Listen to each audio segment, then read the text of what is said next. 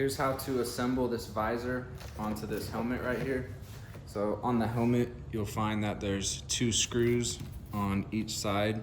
So you're just gonna wanna screw those out. So it looks like that. Same thing on this side. And then with both of those out, take your visor and you line up your visor to those holes and you screw the screws back in through those holes. I'll show you right here.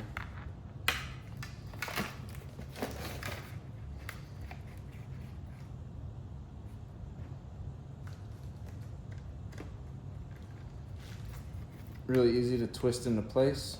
Before I tighten it all the way down, I'm gonna put the other side together. And it should sit flush against the top of the helmet right here. There should be, you should push the little piece down into there. Like that, should snap right into place. Get this final screw in.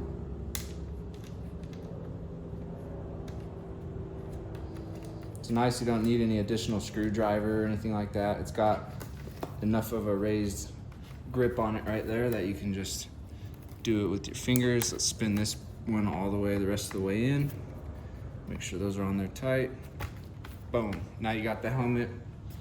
Let me back this box up. Now you got the helmet fully assembled. Looking lethal. It's honestly a pretty sick looking helmet.